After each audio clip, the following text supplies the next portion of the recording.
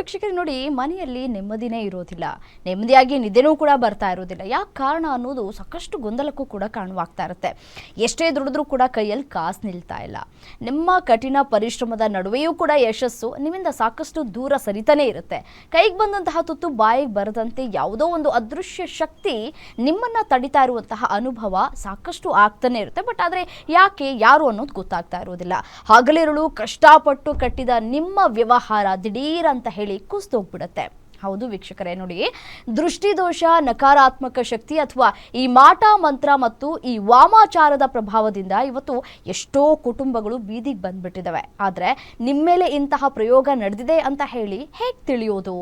ಈ black magic ಎಂಬ ಕಪ್ಪಿ ಮುಷ್ಟಿಯಿಂದ ಹೊರಬಂದು ಮತ್ತೆ ನಿಮ್ಮ ಜೀವನದಲ್ಲಿ ಬೆಳಕನ್ನ ಕಾಣೋದು ಹೇಗೆ? ಈ ಎಲ್ಲ ಪ್ರಶ್ನೆಗಳಿಗೆ ಉತ್ತರವನ್ನು ನೀಡೋದಕ್ಕೆ ನಮ್ಮ ಜೊತೆಗಿದ್ದಾರೆ ಪ್ರತ್ಯಂಗಿರಾ ದೇವಿ ಆರಾಧಕರಾಗಿರುವಂತಹ ಡಾಕ್ಟರ್ ಮಹರ್ಷಿ ಗುರೂಜಿಯವರು. ಬನ್ನಿ, ಅವ್ರನ್ನ ಕಾರ್ಯಕ್ರಮಕ್ಕೆ ಸ್ವಾಗತ ಮಾಡೋಣ. ನಮಸ್ತೆ ಗುರುಜಿ, ಕಾರ್ಯಕ್ರಮಕ್ಕೆ ಸ್ವಾಗತ. ನಮಸ್ತೆ ಅಮ್ಮ. ಆಕಾಶಾತ್ ಪತಿತಂ ತೋಯಂ ಯಥಾಗಚ್ಚತೆ ಸಾಗರಂ ಸರ್ವ ದೇವ ನಮಸ್ಕಾರಂ ಕೇಶವಂ ಪ್ರತಿಗಚ್ಚತೆ ಹರೇ ಶ್ರೀನಿವಾಸ. ಎಲ್ಲರಿಗೂ ಸಹ ನಮಸ್ಕಾರಗಳು. ಗುರುಜಿ ನೋಡಿ, ಒಬ್ಬ ವ್ಯಕ್ತಿ ಅಥವಾ ಒಂದು ಕುಟುಂಬದ ಮೇಲೆ ಮಾಟ ಮಂತ್ರ ಅಥವಾ ವಾಮಾಚಾರ ನಡೆದಿದೆ ಅಂತ ಹೇಳಿ ಒಬ್ಬ ವ್ಯಕ್ತಿ ಹೇಗೆ ಒಂದು ತಿಳ್ಕೊಳ್ಳೋದಕ್ಕೆ ಸಾಧ್ಯ ಆಗತ್ತೆ? ಯಾವ್ಯಾವ ಲಕ್ಷಣಗಳ ಮೂಲಕ ನಾವು ಪತ್ತೆ ಹಚ್ಕೊಳ್ಬಹುದು ಅಂತ ಹೇಳಿ? ನೋಡಿ, ಯಾವುದೇ ವ್ಯಕ್ತಿ ಮೇಲೆ ನೆಗೆಟಿವ್ ಎನರ್ಜಿ ಅಂದರೆ ನಕಾರಾತ್ಮಕವಾದಂತಹ ಒಂದು ಶಕ್ತಿ ಬಂತು ಅಂತ ಹೇಳಿದ್ರೆ ಯಾವ ಕೆಲಸದ ಮೇಲೇನೂ ಇಂಟ್ರೆಸ್ಟ್ ಇರೋದಿಲ್ಲ. ಸಾಮಾನ್ಯವಾಗಿ ಒಳ್ಳೆ ಬಿಸ್ನೆಸ್ ನಡೀತಾ ಇರುತ್ತೆ, ಹೋಟೆಲ್ ಬಿಸ್ನೆಸ್ ಮಾಡ್ತಾ ಇರ್ತಾರೆ, ಅಥವಾ ಯಾವುದೋ ಒಂದು ಅಂಗಡಿ ಮಳಿಗೆಯನ್ನು ಇಟ್ಟು ಒಳ್ಳೆಯ ಜನ ಬರ್ತಾ ಇರ್ತಾರೆ, ಒಳ್ಳೆ ಇಂಪ್ರೂವ್ಮೆಂಟ್ ಆಗ್ತಾ ಇರೋವಂಥದ್ದು. ಅಯ್ಯೋ ಹೋಗೋಣ ಬಿಡು ನೋಡೋಣ, ಮೊದಲಿಗೆ ಬರುವಂಥದ್ದೇ ಒಂದಷ್ಟು ನಕಾರಾತ್ಮಕವಾಗಿ ಆಲೋಚನೆಗಳು. ಅಲ್ಲಿ ನಾನಿಲ್ಲ ಅಂದ್ರೇನು ನಡೆಯುತ್ತೆ, ಬರುವಂಥದ್ದು ಬರ್ತಾ ಇರುತ್ತೆ ಅನ್ನುವಂಥದ್ದು ಭಾವನೆಗೆ ಬರುವಂಥದ್ದು ಇರುತ್ತೆ. ಮತ್ತು ಯಾವಾಗಲೂ ಅವರಲ್ಲಿ ಮನೋಭಾವನೆ ಎಲ್ಲಿರುತ್ತೆ ಅಂತ ಹೇಳಿದ್ರೆ ಅಯ್ಯೋ ಏನು ಜೀವನನೋ ಏನೋ ಈ ಥರ ಮನಸ್ಥಿತಿಗೆ ಹೋಗುವಂಥದ್ದು ಇರುತ್ತೆ. ನಂತರ ಒಂದಷ್ಟು ಲಕ್ಷಣಗಳು ನಮ್ಮ ಮುಂದೆ ಕಾಣಿಸ್ತಾ ಇರುತ್ತೆ. ಸಾಮಾನ್ಯವಾಗಿ ಒಂದಷ್ಟು ಪಾಸಿಟಿವ್ ಇರುವಂತಹ ವಸ್ತುಗಳಾಗ್ಬೋದು ಅಥವಾ ಒಂದಷ್ಟು ಪಾಸಿಟಿವ್ ಇರುವಂತಹ ವೃಕ್ಷಗಳಾಗಲಿ ಅದು ಒಣಗೋದಕ್ಕೆ ಪ್ರಾರಂಭ ಆಗುವಂಥದ್ದು ಇರುತ್ತೆ. ಅದಕ್ಕೆ ಉದಾಹರಣೆ ಆದಂತಹದ್ದು ಅಂತ ಹೇಳಿದ್ರೆ ಸಾಮಾನ್ಯವಾಗಿ ಮನೆ ಮುಂದೆ ತುಳಸಿ ಗಿಡ ಇದ್ದೇ ಇರುತ್ತೆ. ಎಲ್ಲಿ ತುಳಸಿ ಗಿಡ ಒಣಗೋದಕ್ಕೆ ಪ್ರಾರಂಭ ಆಗ್ತಾ ಇದೆ, ಎಲ್ಲೋ ಬಿಸಿಲು ಬಿದ್ದಿಲ್ಲ ಏನೋ ಒಂದು ಕಾರಣ ಅಂತೇಳಿ ಇನ್ನೊಂದು ತಗೊಬಂದು ಇಲ್ಲಿ ಬಿಸಿಲು ಬೀಳೋ ಜಾಗದಲ್ಲಿ ಇಟ್ಟರೇನು ಒಣಗ್ತಾ ಇದೆ ಅಂತ ಹೇಳಿದ್ರೆ ಅಲ್ಲಿ ನೆಗೆಟಿವ್ ಎನರ್ಜಿ ಪ್ರಾರಂಭ ಆಗಿದೆ. ಇನ್ನು ಮನೆಯಲ್ಲಿರುವಂತಹ ಮೀನು ಅಂದರೆ ಈ ಫಿಶ್ ಟ್ಯಾಂಕ್ ಅಂತ ಇಟ್ಟಿರ್ತಾರೆ, ಅದರಲ್ಲಿ ಒಂದರಿಂದ ಒಂದು ಸೆತ್ತೋಗ್ತಾ ಇದೆ ಅಂತ ಹೇಳಿದ್ರೆ, ಅಥವಾ ನೀವು ಸಾಕಿರುವಂಥ ಪ್ರಾಣಿ, ಈ ಸಾಮಾನ್ಯವಾಗಿ ನಾಯಿಯನ್ನು ಸಾಕಿಟ್ಟಿರ್ತಾರೆ, ಯಾವ ವ್ಯಕ್ತಿಯ ಮೇಲೆ ಮಾರಕಾಂತಕವಾದಂಥದ್ದು ಅಂದರೆ ಏನಾದರೂ ಪ್ರಯೋಗ ಪ್ರಾಣಕ್ಕೆ ಕುತ್ತು ತರುವಂಥ ಪ್ರಯೋಗಗಳು ಆಗಿದೆ ಅಂತ ಹೇಳಿದ್ರೆ ಅದು ಮೊದಲಿಗೆ ಸೆನ್ಸಿಟಿವ್ ಇರುವಂಥ ಪ್ರಾಣಿಗಳ ಮೇಲೆ, ಅಂದರೆ ನೀವು ನಾಯಿಗೆ ನೋಡಿ ಹೇಳಬಹುದು, ಶ್ವಾನ ಅಂತ ಹೇಳ್ತೀವಿ, ಅದಕ್ಕೆ ಏನಾದರೂ ನೆಗೆಟಿವ್ ಎನರ್ಜಿ ಕಣ್ಣಿಗೆ ಕಾಣಿಸೋವಂಥದ್ದು ಇರುತ್ತೆ. ಅಲ್ಲಿ ಯಾರೂ ಇರೋದಿಲ್ಲ, ಸುಮ್ಮನೆ ಬೊಗಳ್ತಾ ಇರುತ್ತೆ, ಅದಕ್ಕೆ ಗೊತ್ತಾಗ್ತಾ ಇರುತ್ತೆ. ಆ ಥರ ನೆಗೆಟಿವ್ ಎನರ್ಜಿ ಮನುಷ್ಯರ ಮೇಲೆ ಪ್ರಯೋಗ ಆಯಿತು ಅಂದರೆ ನಿಮ್ಮ ಕುಟುಂಬದಸ್ಥರಿಗೆ ಪ್ರಾಣಿ ಮೇಲೆ ಮೊದಲಿಗೆ ಹೊಡೆತ ಬೀಳುತ್ತೆ. ಕೆಲವೊಂದು ಸ್ವಾಧೀನ ಇಲ್ದಿರಂಗೆ ಬಿದ್ದೋಗೋದು, ಅಥವಾ ಈ ಅಮಾವಾಸ್ಯೆ ಹುಣ್ಣಿಮೆ ಬಂತು ಅಂತ ಹೇಳಿದ್ರೆ ನಾವು ಮನುಷ್ಯರು ಹೇಗೆ ವರ್ತಿಸ್ತೀವಿ, ನಿಶಕ್ತಿಯಾಗಿ ಸುಸ್ತಾಗಿ ಬಿದ್ದೋಗ್ತೀವಿ, ಹಂಗೆ ಬಿದ್ದೋಗುವಂಥದ್ದು. ಕೊನೆಗೆ ಏನಾಗುತ್ತೆ, ನಾಯಿ ಸತ್ತೋಗೆ ಹೋಗ್ಬಿಡುತ್ತೆ. ಸೊ ಈ ಥರದ ಘಟನೆ ಒಂದಷ್ಟು ನಡೀತಾ ಇದೆ ಅಂತ ಹೇಳಿದ್ರೆ, ಅಥವಾ ನಿಮ್ಮ ಕುಟುಂಬದಲ್ಲಿ ಈಗ ನೋಡಿ ಹುಣ್ಣಿಮೆ ಬಂದು 3ನೇ ತಾರೀಕಿದೆ, ಇನ್ನು ಇವತ್ತು ನಾಳೆ ಮನೆಯಲ್ಲಿ ವಿಪರೀತವಾದಂಥ ಜಗಳಗಳು ಸ್ಟಾರ್ಟ್ ಆಗ್ತಾ ಇದೆ ಅಂತ ಹೇಳಿದ್ರೆ, ಮನೆಯಲ್ಲಿ ಏನಾದರೂ ನೆಗೆಟಿವ್ ಎನರ್ಜಿ ಇತ್ತು ಅಂತ ಹೇಳಿದ್ರೆ ಅಮಾವಾಸ್ಯೆ ಹುಣ್ಣಿಮೆ ಟೈಮಲ್ಲೇ ಜಗಳಗಳು ಸ್ಟಾರ್ಟ್ ಆಗುತ್ತೆ. ಇನ್ನು ಬಿಸ್ನೆಸ್ ಮಾಡೋ ಜಾಗದಲ್ಲಿ ನೀವು ನೋಡಿ, ನಿಮ್ಮ ಜೊತೆಯಲ್ಲಿ ಕೆಲಸ ಮಾಡೋರಾಗಬಹುದು, ಅಥವಾ ನಿಮ್ಮ ಕೆಳಗಡೆ ಕೆಲಸ ಮಾಡುವಂಥವ್ರಾಗ್ಬೋದು, ಅಥವಾ ಈಗಾಗಲೇ ಏನಾದರೂ ಬರುವಂಥ ಗಿರಾಕಿಗಳು ಯಾರು ಬರ್ತಾರೆ ಕ್ಲೈಂಟ್ಸು, ಅವರು ನಿಮ್ಮ ಹತ್ರ ಯಾವಾಗಲೂ ಕಿರಿಕಿರಿ, ಅಮಾವಾಸ್ಯೆ ಹುಣ್ಣಿಮೆ ಟೈಮಲ್ಲಿ ಯಾರಾದರೂ ಬಂದು ಜಗಳ ಮಾಡ್ತಾರೆ ಅಂತ ಹೇಳಿದ್ರೆ ಅಲ್ಲಿ ನೆಗೆಟಿವ್ ಎನರ್ಜಿ ಪ್ರಯೋಗ ಆಗಿದೆ ಅನ್ನೋಂಥದ್ದು ತಿಳ್ಕೊಬೇಕಾಗತ್ತೆ. ಇನ್ನು ಮನೆಯಲ್ಲಿ ಮಾಡಿರೋದು, ಮೊನ್ನೆ ಮಾತನಾಡುವಾಗೂ ಹೇಳ್ತಾ ಇದೆ, ಇವೆಲ್ಲ ನಡೆಯುತ್ತವೆ ಈ ಥರ ಘಟನೆಗಳು ಅನ್ನುವಂಥದ್ದು. ಒಂದು, ಮನೆಯಲ್ಲಿ ಮಾಡಿರುವಂಥ ಅನ್ನ ಬಿಳಿ ಅನ್ನ ಕೆಂಪು ಅನ್ನ ಆಗುವಂಥದ್ದಿರುತ್ತೆ. ಮಾಡಿದ ತಕ್ಷಣವೇ ಕೆಂಪು ಆಗೋದಿಲ್ಲ, ಯಾಕಂತ ಹೇಳಿದ್ರೆ ಸಾಮಾನ್ಯವಾಗಿ ಏನಾದರೂ ಬಣ್ಣ ಹಾಕಿದ್ರೆ ಅನ್ನಕ್ಕೆ ಅರಿಶಿನ ಹಾಕ್ಬೋದು ಅಥವಾ ಕುಂಕುಮ ಹಾಕ್ಬೋದು, ಏನೇ ಒಂದು ಬಣ್ಣ ಹಾಕಿದ್ರೆ ಅದರದ್ದು ಬಣ್ಣ ನೋಡುವಂಥದ್ದಿರುತ್ತೆ. ಆದರೆ ಮಾಡಿರೋ ಅನ್ನ ಎಲ್ಲ ಬಿಳಿಯಾಗಿದ್ದು ತಿಂದಿರುವಂತಹದ್ದು, ಆಮೇಲೆ ರಾತ್ರಿ ತಿಂದು ಬೆಳಗ್ಗೆ ನೋಡಿದಾಗ ಅಲ್ಲಲ್ಲಿ ಕೆಂಪು ವರ್ಣದ್ದು ಕಾಣಿಸ್ತಾ ಇದೆ ಅಂತ ಹೇಳಿದ್ರೆ, ಅಥವಾ ತೆಂಗಿನಕಾಯಿ, ಒಡೆದಿರೋ ತೆಂಗಿನಕಾಯಿ ದೇವ್ರ ಮನೆಯಲ್ಲಿ ಇಟ್ಟಿರುವಂಥದ್ದು ಮಾರನೇ ದಿನ ಎದ್ದು ನೋಡಿದ್ರೆ ಅಲ್ಲಲ್ಲಿ ಕೆಂಪು ವರ್ಣ ತಿರುಗಿರುವಂಥದ್ದು ಏನಾದರೂ ಇದೆ ಅಂತ ಹೇಳಿದ್ರೆ ಇದು ನೆಗೆಟಿವ್ ಎನರ್ಜಿ ಅಂತ ತಿಳ್ಕೊಳ್ಬೇಕಾಗುತ್ತೆ. ಅದರಲ್ಲಿ ಪ್ರಯೋಗಗಳು ಬಹಳಷ್ಟು ಇದೆ. ಅದು ಒಂದು ಆಸ್ತಿ ವಿವಾದಗಳಿಗೆ ಸಂಬಂಧಪಟ್ಟಂಥದ್ದಾಗಬಹುದು, ಅಥವಾ ನೀವು ಬಹಳ ಬೆಳೆದು ಬಿಟ್ಟಿದ್ದೀರಾ ನಮಗಿಂತ ಅನ್ನುವಂಥ ದ್ವೇಷ ಅಸೂಯೆಯಿಂದ ಮಾಡಲ್ಪಡುವಂಥ ಪ್ರಯೋಗಗಳಿರಬಹುದು. ಒಂದಷ್ಟು ಬಿಸ್ನೆಸ್ಗೆ ಒಂದಷ್ಟು ಹೊಡೆತ ಬೀಳಲಿ ಅಂತ ಮಾಡುವಂಥದ್ದು ಇರುತ್ತೆ. ಬಿಸ್ನೆಸ್ಗೆ ನಿಮ್ಮವರೇ ಮಾಡಬೇಕು ಅಥವಾ ನಿಮ್ಮ ನೆಂಟರೇ ಮಾಡಬೇಕು ಅಥವಾ ನಿಮ್ಮ ಗೊತ್ತಿರೋರೇ ಮಾಡಬೇಕು ಅಂತೇನಿಲ್ಲ. ಈಗ ಯಾವುದೋ ಒಳ್ಳೆ ಬಿಸ್ನೆಸ್ ನಡೀತಾ ಇದೆ, ಅಲ್ಲಿ ಇನ್ನೊಂದು ನೀವು ಹೋಗಿ ಅಲ್ಲಿ ಏನಾದರೂ ಅದರದ್ದೇ ಮಾಡುವಂಥ ಬಿಸ್ನೆಸ್ ಏನಾದರೂ ಇಟ್ಟರೆ ಅಂದರೆ ನನಗಿಂತ ಚೆನ್ನಾಗಿ ಆಗ್ತಾ ಇದೆಯಲ್ಲ ಅನ್ನುವಂಥದ್ದು ಬೇರೆಯವರು ಯಾರೇ ಮಾಡಬಹುದು. ಸೊ ಈ ಥರ ಬಿಸ್ನೆಸ್ಗೂ ಹೊಡೆತ ಬೀಳುವಂಥದ್ದು ಇರುತ್ತೆ. ಕೊನೆಗೇನಾಗುತ್ತೆ, ಆ ಬಿಸ್ನೆಸ್ಸಲ್ಲಿ ಲಾಸ್ ಆಗಿಬಿಟ್ಟು ಎಲ್ಲ ಕ್ಲೋಸ್ ಮಾಡುವಂಥ ಪರಿಸ್ಥಿತಿ ಆಗುವಂಥದ್ದು ಇರುತ್ತೆ. ಅಥವಾ ಏನಾದರೂ ಅನಾರೋಗ್ಯಕ್ಕೆ ಒಳಗಾಗಿ ಬಿಸ್ನೆಸ್ಸು ಹೋಗೋಕ್ಕಾಗ್ದಿರಂಗೆ ಆಗುವಂಥದ್ದು ಇರುತ್ತೆ. ಸೊ ಇದು ಬಿಸ್ನೆಸ್ಗೆ ಹೆಚ್ಚು ಹೊಡೆತ ಬೀಳುವಂಥದ್ದು ಇರುತ್ತೆ.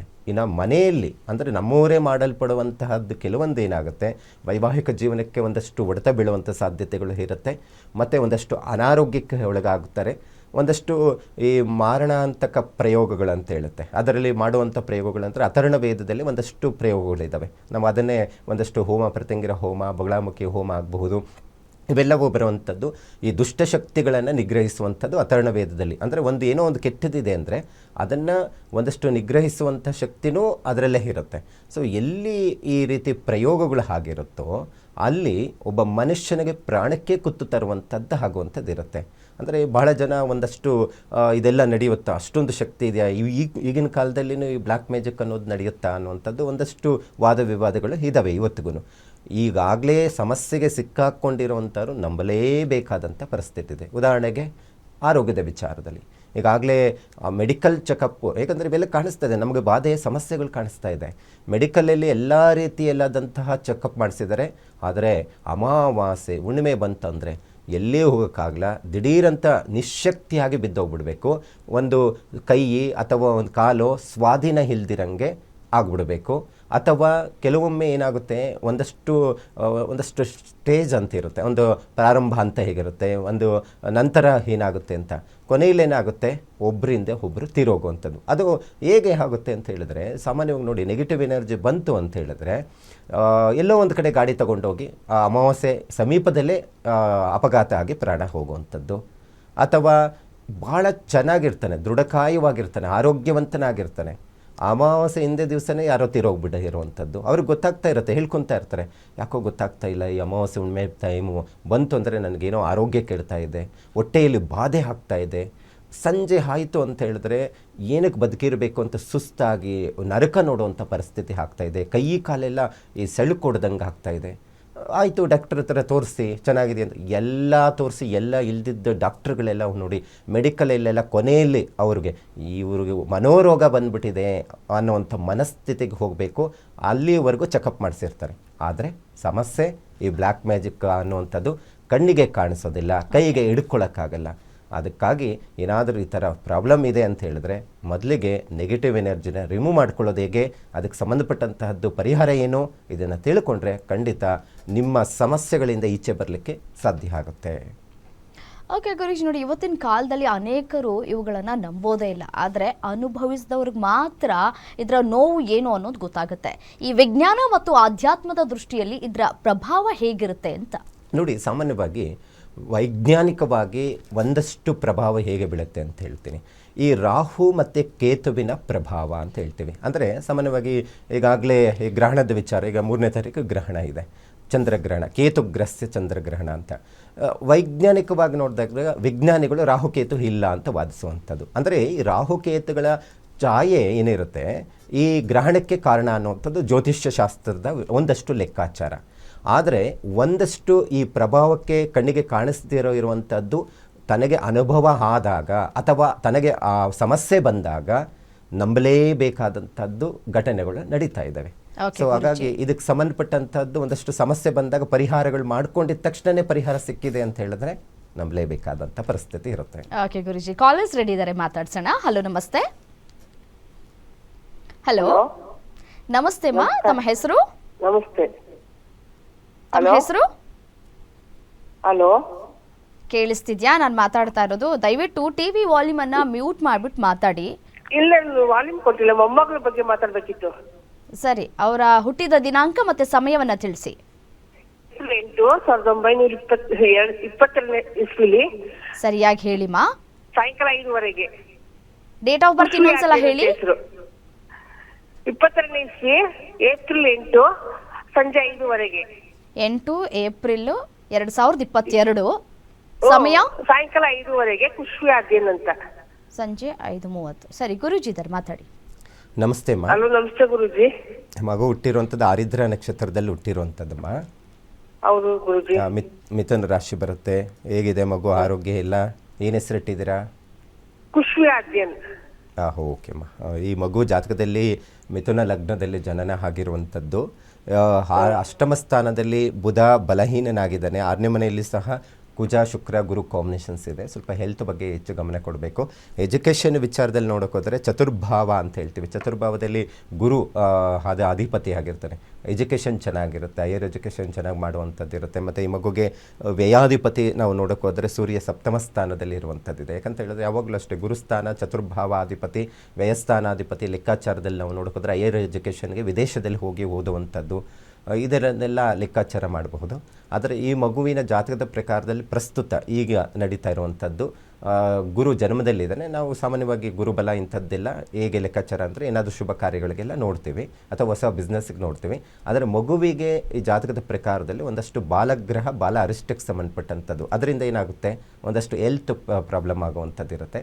ಆ ಶಿವನ ದೇವಸ್ಥಾನ ಇದ್ದರೆ ಒಂದಷ್ಟು 6 ತಿಂಗಳಿಗೋ ವರ್ಷಕ್ಕೊಂದ್ಸತಿ ಒಂದು ರುದ್ರಾಭಿಷೇಕ ಮಾಡಿಸುವಂಥದ್ದು, ಒಂದು ಬಾಲಗ್ರಹ ತಾಯಿತವನ್ನು ಕಟ್ಟೋದ್ರಿಂದ ಆ ಮಗುವಿಗೆ ಹೆಲ್ತ್ ವಿಚಾರದಲ್ಲಿನೂ ಚೆನ್ನಾಗಿರಲಿಕ್ಕೆ ಸಾಧ್ಯ ಆಗುತ್ತಮ್ಮ.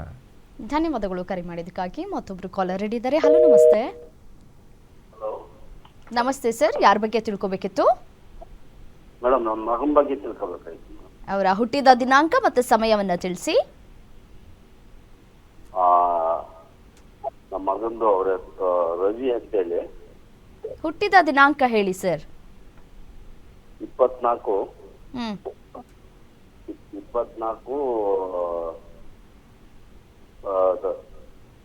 4ನೇ ತಿಂಗಳು. ಸರಿ ಸರ್, ಪ್ರಶ್ನೆ ಶಾಸ್ತ್ರಕ್ಕೆ ಹೋಗೋಣ. ನಂಬರ್ ಹೇಳಿ. ಯಾರ ನಂಬರ್ ಮೇಡಮ್? ಓಕೆ, ದಯವಿಟ್ಟು ನೀವು ಕರೆ ಮಾಡುವಂತಹ ಸಂದರ್ಭದಲ್ಲಿ ಟಿವಿ ನೋಡ್ಕೊಂಡು ಮಾತನಾಡಬೇಡಿ. ಈ ರೀತಿಯಾಗಿ ಮಾತನಾಡಿದ್ರೆ ನೀವು ಸರಿಯಾಗಿ ನಮ್ಮ ಜೊತೆ ಮಾತನಾಡೋದಕ್ಕೂ ಕೂಡ ಸಾಧ್ಯವಾಗೋದಿಲ್ಲ. ಗುರೂಜಿಯವರ ಜೊತೆಗೂ ಕೂಡ ನೀವು ಮಾತನಾಡೋದಕ್ಕೆ ಸಾಧ್ಯವಾಗೋದಿಲ್ಲ. ಈಗ ಒಂದು ವಿರಾಮ ತೆಗೆದುಕೊಳ್ಳೋಣ. ವೀಕ್ಷಕರೇ, ನೀವು ಕೂಡ ಗುರೂಜಿಯವರನ್ನು ನೇರವಾಗಿ ಭೇಟಿ ಆಗಬೇಕು ಅಂತ ಇದ್ದರೆ ಅವರ ನಂಬರ್ ಸ್ಕ್ರೀನ್ ಮೇಲೆ ಡಿಸ್ಪ್ಲೇ ಆಗ್ತಾ ಇದೆ. ಆ ನಂಬರ್ಗೆ ಕರೆ ಮಾಡಿ ಅಪಾಯಿಂಟ್ಮೆಂಟನ್ನು ತೆಗೆದುಕೊಂಡು ನೇರವಾಗಿ ಭೇಟಿ ಆಗಬಹುದು ಅಂತ